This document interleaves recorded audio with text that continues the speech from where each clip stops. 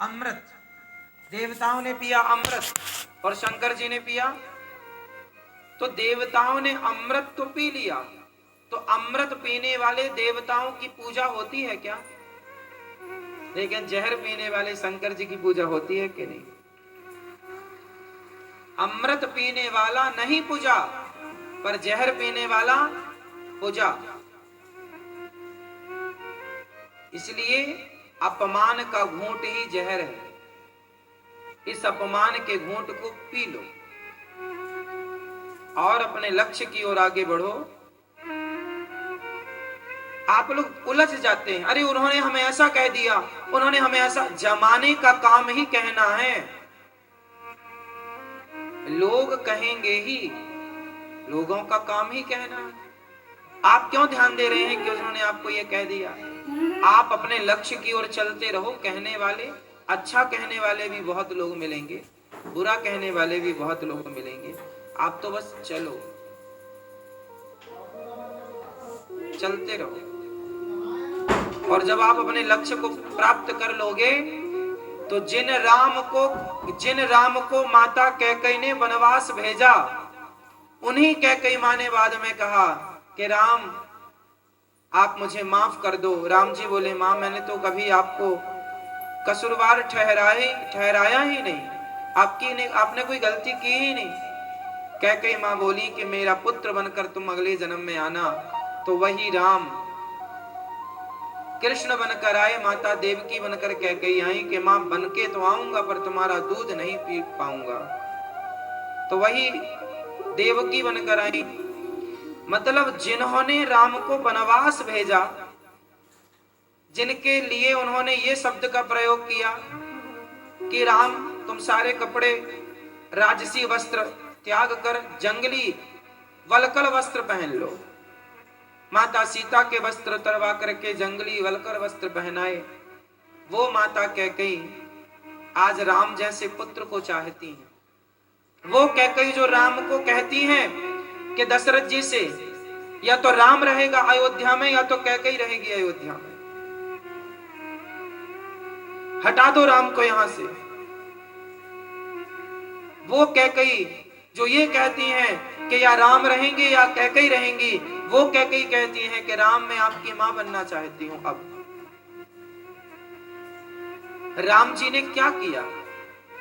उस अपमान के, उस 14 वर्ष के कड़वे घूंट को पी लिया चुपचाप। और बस पी क्या लिया? देखो, आज तक उनके मंदिर बन रहे हैं, आज तक उनकी इस सहनशीलता की लोग पूजा कर रहे हैं, आज तक समाज उनसे सीख रहा है। वो सीखना चाहिए, हमारे शास्त्र हमें सिखाते ही तो हैं। कितनी गंभीरता चाहिए जीवन में। शंकर जी की पूजा ऐसे थोड़ी होती है। शंकर बनने के लिए विष भी तो पीना पड़ता है। अब तुम जितने शंकर जी के पुजारी हो, जितने तुमने शिव जी की पूजा की, शंकर जी तो इतना जहर पीते हैं, इतना अपमान समाज का सहते हैं। भगवान राम ने इतना अपमान सहा, भगवान राम को 14 वर्ष इतना कष्ट उठाना पड़ा, फिर भी उन्होंने अपने लक्ष्य को प्राप्त किया और कभी भी किसी के प्रति गलत सोचा नहीं, गलत बोला नहीं। और आप उन्हीं राम, उन्हीं शिव जी के पुजारी होकर, उन्हीं की पूजा करके आपके अंदर जरा भी सहनशीलता नहीं है। दो बातें आप बर्दाश्त नहीं कर पाते। किसी ने कुछ कहा, फट से आपको बोलना रहता है।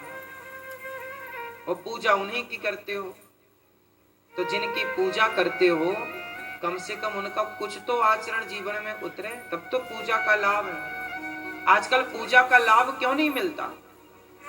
इसलिए आपको बस बताया गया कि शंकर जी पर जल चढ़ा दो, हो जाएगा काम।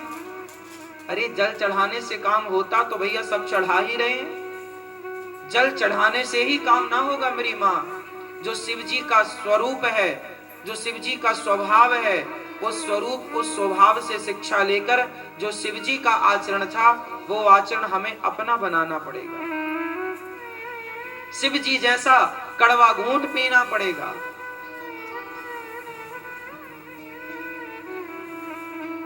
शिव जी जैसा त्यागी और तपस्वी बनना पड़ेगा। शिव जी के सिर पर गंगा है, गंगा ठंडी रहती है।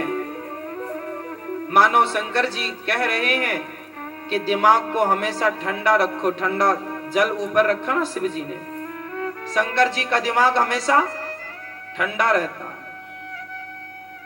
और शंकर जी की तीसरी आंख जब खुली तो कामदेव जलकर भस्म हो गया।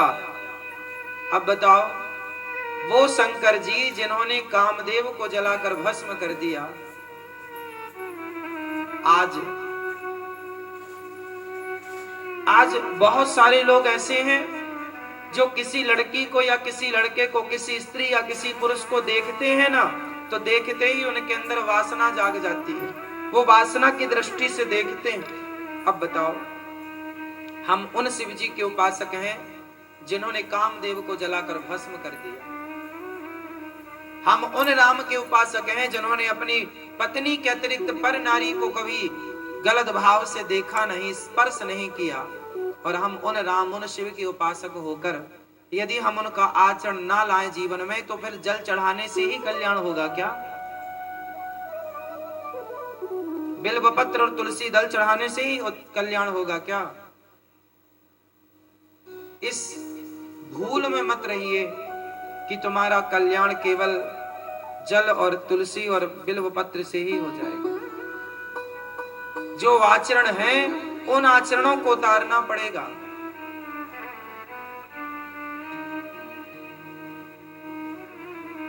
इतिहास में जो घटी घटनाएं हैं, जो हो चुका है, उनसे सीखना पड़ेगा।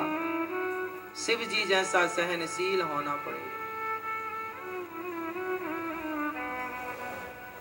ध्रुव जी को उनकी सौतेली माँ ने अपमानित किया, उनकी अपनी निज माँ ने, सुनीति अम्बा ने समझाया। सत्यम सुरुच्या विहितम भवान में यद दुर्भगाया उदरे गृहीत। जा बेटा तप कर, तप करने से तुझे भगवत प्राप्ति होगी। ध्रुव जी महाराज चले हैं, रास्ते में नारद जी मिल गए। ओम नमो भगवते वासुदेवाय का जाप दिया, मंत्र दिया। और ध्रुव जी ने जब मंत्र पाया, नारद जी ने कहा कि पुत्र तुम्हारी उम्र बहुत कम है, जाओ अभी तुम्हारे खेलने खाने की उम्र है। ध्रुव जी ने कहा ना, ये तो भगवान की प्राप्ति की सही उम्र है, उनको पाए बिना मैं लौटूंगा नहीं। यमुना के तट पर आकर मधुवन में श्री ध्रुव जी ने जो तपस्या शुरू की, 1 माह बीत गया खड़े। 3 दिन में एक बार कुछ खाते हैं और फिर भजन चिंतन। भगवान के लिए हम त्याग कहां,